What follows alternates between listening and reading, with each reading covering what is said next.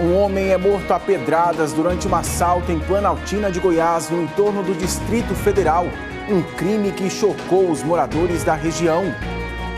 Um triângulo amoroso termina em tragédia. A Polícia Civil de Itumbiara procura um homem suspeito de homicídio. Emerson Ferreira. Esse homem de 33 anos continua foragido. Segundo as investigações, ele matou a vítima com vários golpes de faca.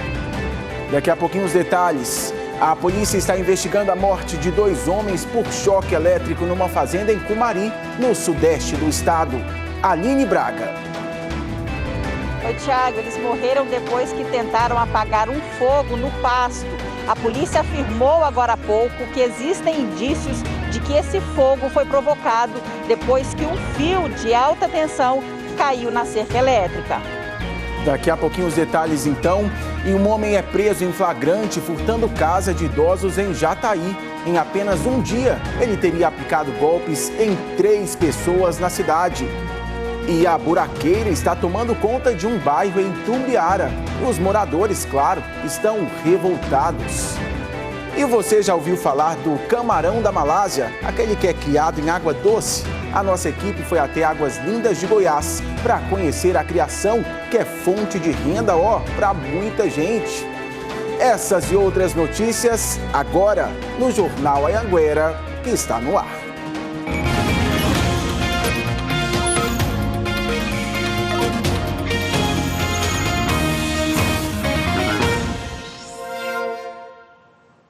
Olá, muito boa tarde para você. Seja muito bem-vindo ao nosso jornal desta quarta-feira, agora 12h02. Bom jornal para a gente, que seja tranquilo.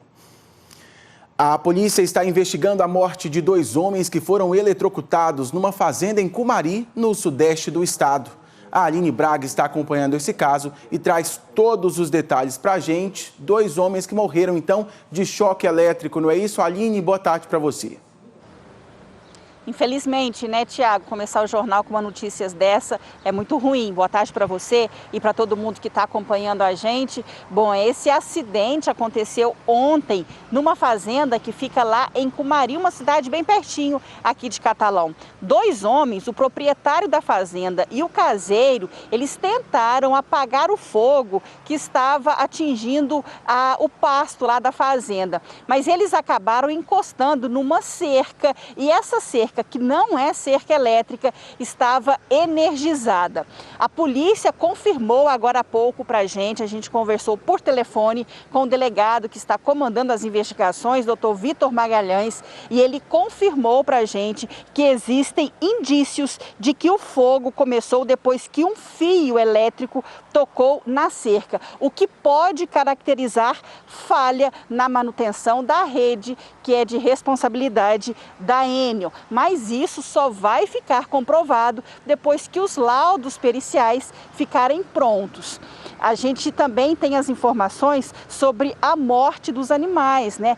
15 cabeças de gado que estavam ali na região acabaram sendo atingidos e também morreram de choque elétrico. O enterro dos 2 corpos das vítimas já aconteceu lá no cemitério de Cumari. Eram 2 pessoas bastante conhecidas lá na cidade. Tiago, a gente fica por aqui acompanhando toda esta situação e volta a qualquer momento com mais novidades. Ah não, Aline, que história triste, não tem nem o que comentar, né? Só sentir, imagina a dor dessa família, das 2 famílias, né? Obrigado por sua participação, boa tarde, daqui a pouquinho você volta com a gente. Enquanto isso, eu te conto que um carro pegou fogo em Caldas Novas, no sul do estado.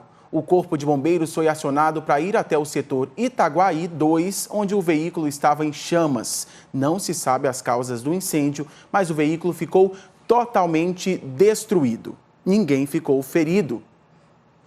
E em Jataí, um motorista perdeu o controle do caminhão e tombou no canteiro da BR-060. Segundo os bombeiros, o acidente foi por volta das 2h30 da manhã. a 20 quilômetros da cidade, sentido Rio Verde. A motorista, uma mulher de 42 anos, perdeu o controle então do caminhão-baú, saiu da pista e tombou no canteiro central da rodovia. Ela ficou presa na cabine e os bombeiros precisaram cortar o para-brisas para resgatá-la. A motorista foi imobilizada e levada para o Hospital das Clínicas de Jataí. Ela teve alguns ferimentos, mas estava consciente. E a Polícia Civil de Itumbiara e do Distrito Federal prenderam um suspeito de roubo a um posto de combustíveis. O crime aconteceu no mês passado. O jovem de 22 anos era procurado pela Polícia Civil do Distrito Federal e foi encontrado no sul do estado. De acordo com o delegado responsável pela prisão, o jovem é suspeito de roubar um posto de combustível. Outras 2 pessoas estavam envolvidas no crime, entre elas um menor. O roubo aconteceu no mês passado no Distrito Federal. Ele, juntamente com 2 comparsas, um menor, um adolescente, renderam alguns funcionários do posto, frentistas, alguns clientes, subtraíram dinheiro, aparelho celular, e nessa parceria aqui com a Polícia de Itumbiara, Polícia Civil aqui de Itumbiara, conseguimos localizá-lo, foragido já há algum tempo, e com sucesso aí efetuamos a prisão na data de hoje. Estava escondido, homiziado em Itumbiara e vinha trabalhando em uma empresa localizada na BR-153, mas nos últimos dias se encontrava sem trabalho. Após essas diligências, na manhã de hoje, ele foi localizado e efetivamente preso pela Polícia Civil de Goiás. O preso passou por exame de corpo de delito em Itumbiara e depois foi levado de avião para o Distrito Federal, onde ficará à disposição da Justiça. Aí, agora a gente restabeleceu o contato com a Nayara, que vai contar que um homem foi morto a pedradas durante um assalto, isso em Planaltina de Goiás, no entorno do Distrito Federal. Você me ouve agora, né, Nayara? Boa tarde para você.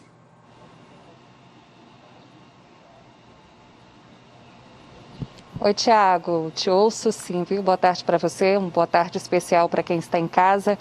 Um crime totalmente covarde, viu, gente?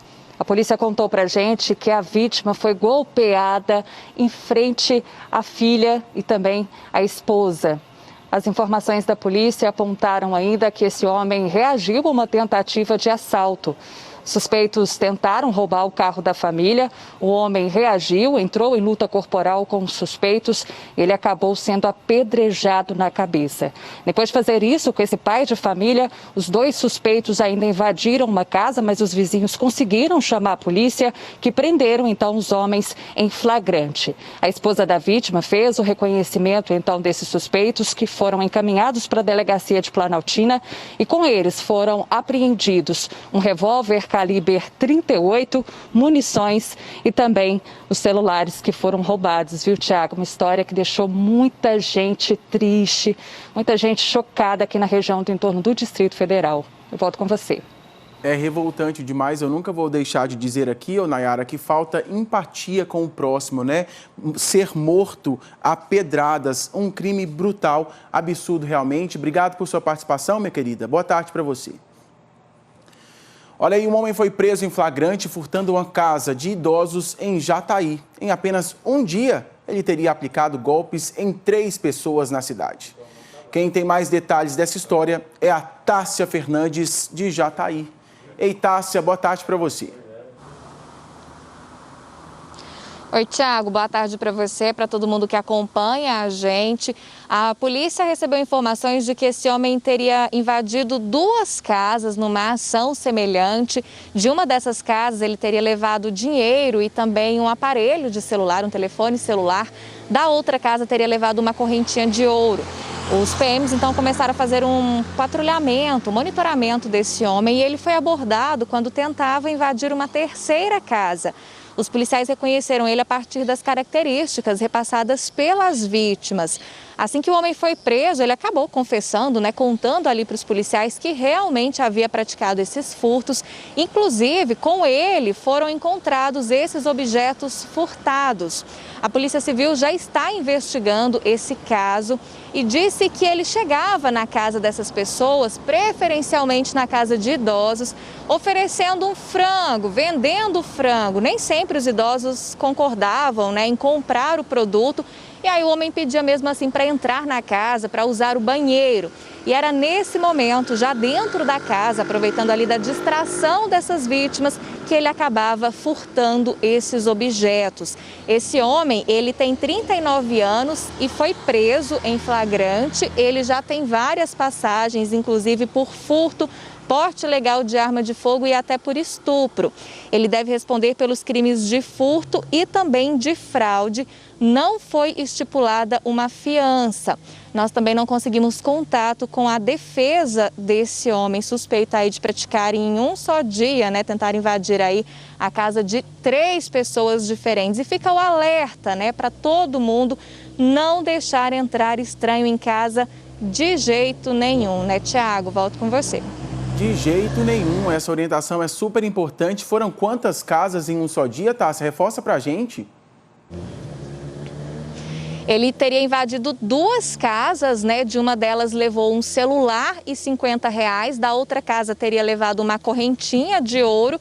E aí, quando ele estava se preparando ali para entrar numa terceira residência, ele foi abordado pelos policiais militares, foi preso em flagrante, reforçando aí que esses objetos furtados das outras 2 casas foram encontrados com ele, viu, Tiago? Certo, muito obrigado por sua participação. Tássia falando ao vivo de Jataí. Valeu, Tássia. E a Polícia Civil já tem um suspeito da morte do menino Danilo Souza Silva, de 7 anos, e criou uma força-tarefa para investigar o crime. Vamos ao vivo, então, falar com o repórter Gabriel Garcia, que está acompanhando essa história desde o comecinho e tem os detalhes para a gente. É com você, Gabriel. Boa tarde. Oi, Tiago, muito boa tarde para você, para todo mundo que nos acompanha aí no interior do estado. A gente está acompanhando desde o começo da manhã os detalhes nas investigações desse caso, que está aqui na Delegacia de Homicídios da capital. A investigação estava por parte da Delegacia de Proteção à Criança e ao Adolescente, agora passou para a Delegacia de Homicídios, que montou nessa semana uma força-tarefa para dar agilidade na investigação desse caso. São pelo menos 20 policiais civis que estão envolvidos em todas as diligências e também na busca por saber quem é o responsável por ter matado o Danilo e por que matou o Danilo. A gente mostra para vocês que dentro desse prédio aqui, da Delegacia de Homicídios, que fica no complexo de delegacias aqui em Goiânia, estão sendo ouvidas pelo menos 5 pessoas. No meio da manhã chegou um casal. Fontes ouvidas pela nossa equipe confirmaram que esse casal é da família do Danilo. Esse casal segue sendo ouvido. Logo depois desse casal, chegou um homem algemado. Nós questionamos as fontes da Polícia Civil sobre por que esse homem estava algemado. Eles nos disseram que esse homem estava algemado porque ele tinha um mandado de prisão em aberto, mas que ele não estava algemado por ter relação com o caso Danilo. Ele apenas foi trazido para ser ouvido, para prestar esclarecimentos. E logo depois desse homem, outras 2 pessoas também chegaram para ser ouvidas. Portanto, essas 5 pessoas estão sendo ouvidas nesse momento aqui na Delegacia de Homicídios da capital. Agora há pouquinho, minutos antes do jornal começar, uma mulher com outras crianças que também tem relação com a família do Danilo foram trazidas para cá. A polícia está a todo momento ouvindo pessoas, ouvindo familiares, amigos, vizinhos e conhecidos da família para tentar entender o que aconteceu. Eu conversei por telefone hoje de manhã também com o delegado responsável por esse caso. Ele me disse que eles já têm um suspeito, já tem uma pessoa que pode ser essa pessoa que matou o Danilo. O delegado não confirmou quem é essa pessoa, não falou pra gente quem seria essa pessoa, mas já disse que a investigação avançou a ponto de ter um suspeito. Então o que eles querem fazer com todas essas pessoas que estão sendo ouvidas a todo momento aqui na delegacia? Descobrir, então, confirmar quem realmente matou o Danilo. Como a polícia já tem esse suspeito, para preservar essa investigação, o caso foi apontado a partir de agora como sigiloso, então o caso está sendo mantido em sigilo. Essas são informações que nossa equipe conseguiu hoje de manhã com fontes ligadas à Polícia Civil, pessoas que estão trabalhando a todo momento nesse caso para investigar a morte. O que a gente sabe é que desde o começo da manhã, várias equipes da Polícia Civil, da Delegacia de Homicídios, estão no Parque Santa Rita, aqui em Goiânia, para fazer diligências, para buscar por provas, para buscar por qualquer outro fator que possa ter relação com o caso, ou seja, para dizer onde a pessoa teria levado o Danilo, onde o Danilo teria sido morto e também encontrar o suspeito do crime. São detalhes, informações que estão sendo apuradas pela Polícia Civil para chegar na autoria desse caso, para conseguir prender a pessoa que teria relação com a morte do Danilo. Por isso que todas essas pessoas estão sendo ouvidas.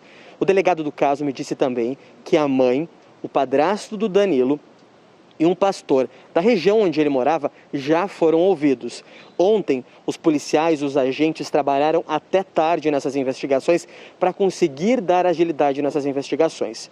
Antes de encerrar o inquérito do caso da morte do Danilo, a Delegacia de Proteção à Criança e ao Adolescente, que investigava o desaparecimento do menino, indiciou a mãe e o padrasto por abandono de incapaz.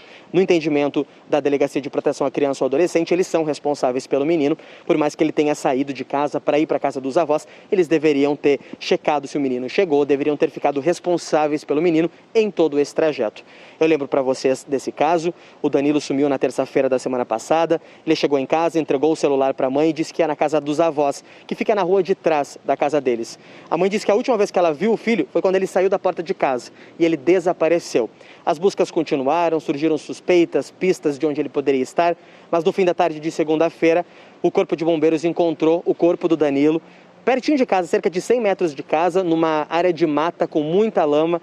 E ontem, então, os peritos confirmaram que o corpo era do Danilo e que ele teria sido morto por asfixia por afogamento. Eles encontraram vestígios de lama no nariz e na boca do menino, que tinha 7 anos, e suspeitam que alguém possa ter segurado a cabeça do menino na lama até a morte dele. Tiago, a gente vai seguir acompanhando os detalhes desse caso, vai seguir acompanhando os desdobramentos dessa investigação, que é mantida em sigilo, mas que ao mesmo tempo tem uma força-tarefa debruçada para conseguir encontrar o responsável pelo crime, prender os possíveis envolvidos, ou o envolvido ou a envolvida nesse caso. E a gente, claro, traz as atualizações para vocês que estão com a gente aqui no J1 por todo o interior do estado. Com você. Atualizando a gente então sobre o caso Danilo, mãe e padrasto foram então indiciados por abandono de incapaz e a polícia já tem um suspeito de ter matado o Danilo. A gente segue acompanhando essa história. Obrigado, Gabriel. Abraço.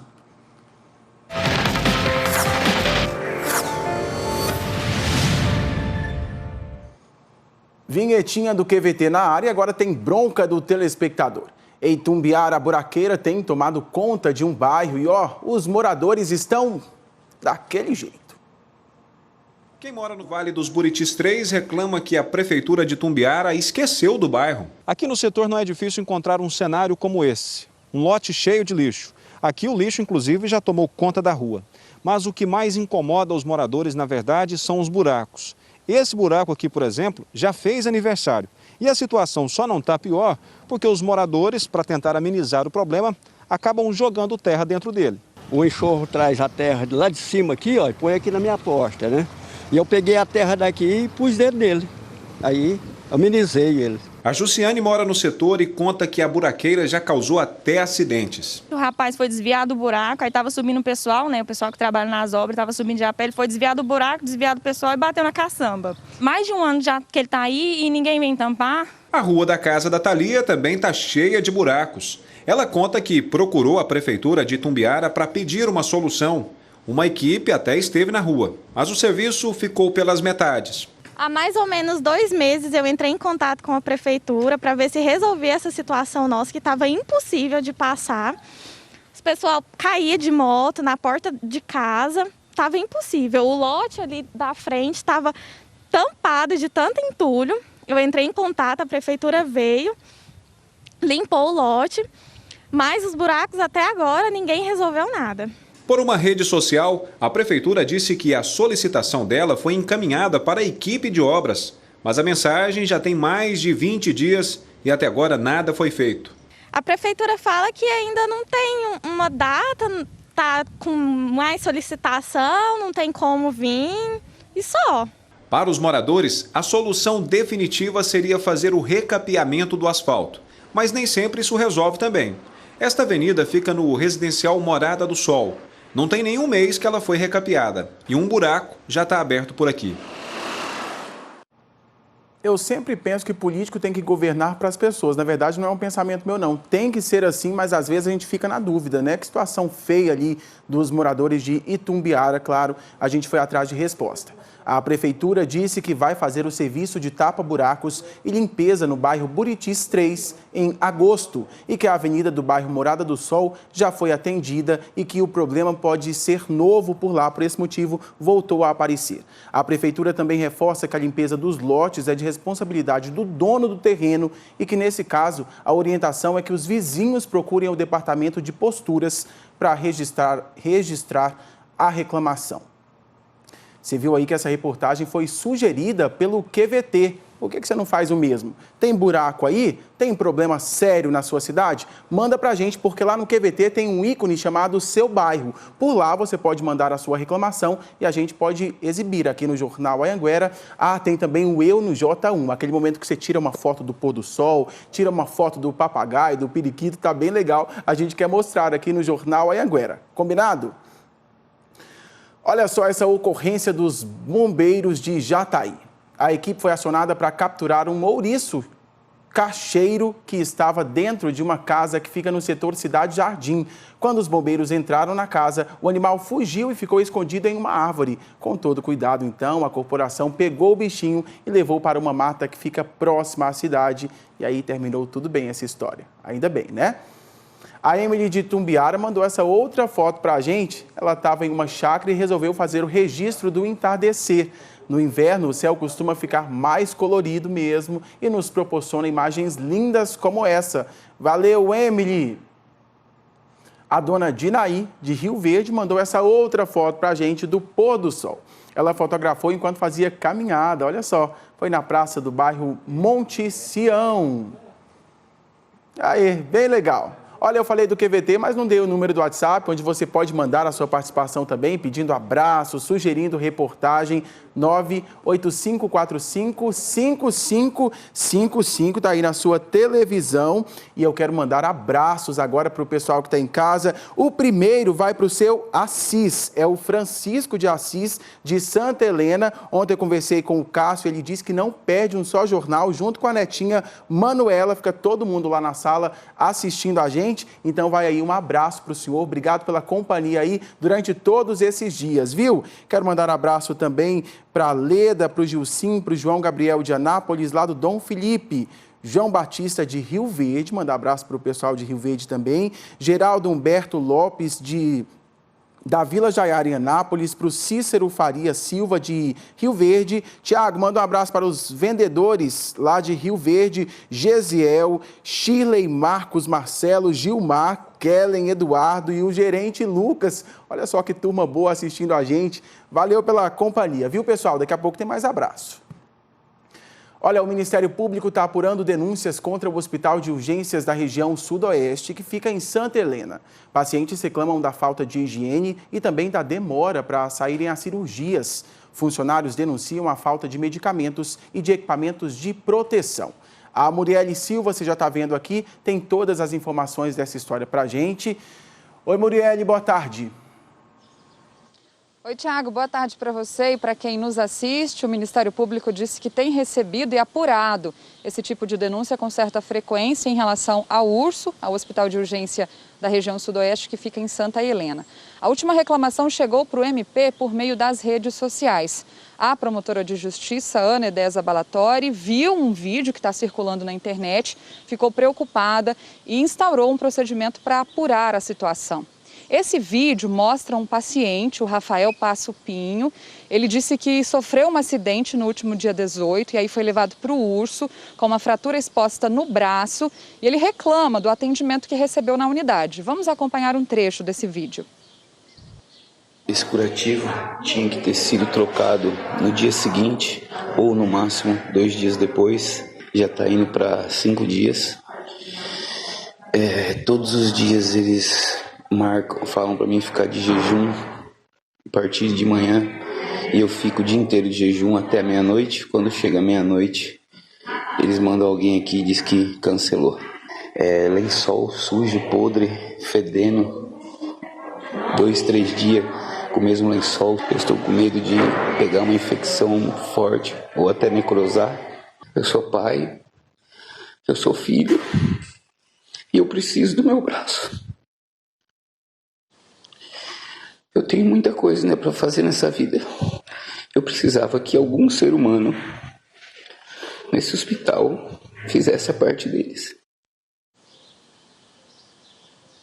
O Rafael disse também que cansou, desistiu de esperar por uma atitude do hospital e acabou pedindo para que a família dele o levasse para outro hospital em São Paulo. Foi isso que aconteceu.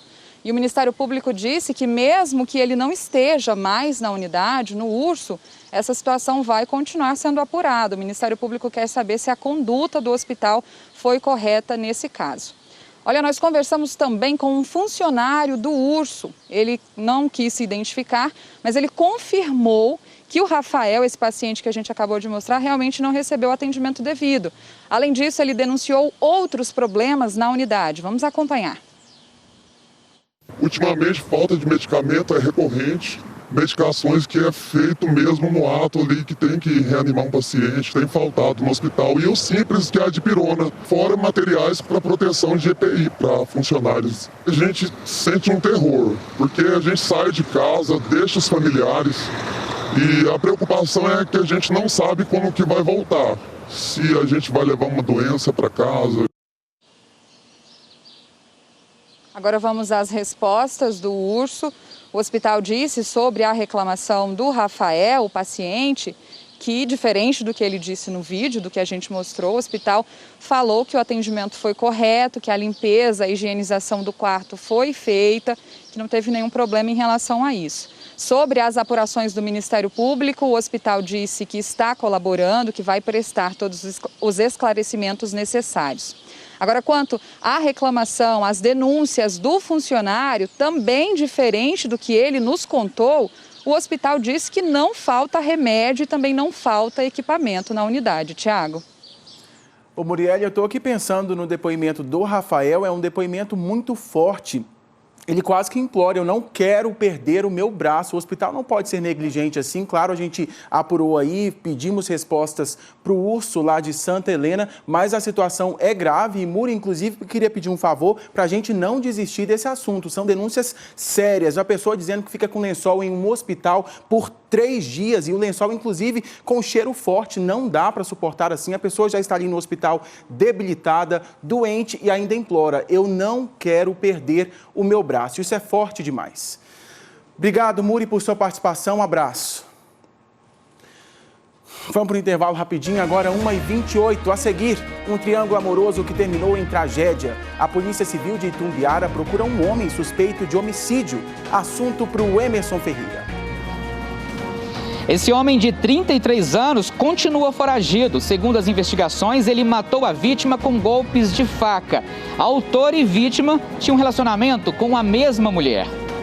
Obrigado por sua participação. Daqui a pouquinho os detalhes. Teve um resgate inusitado em Caldas Novas. Um gatinho ficou com a cabeça presa em um armário.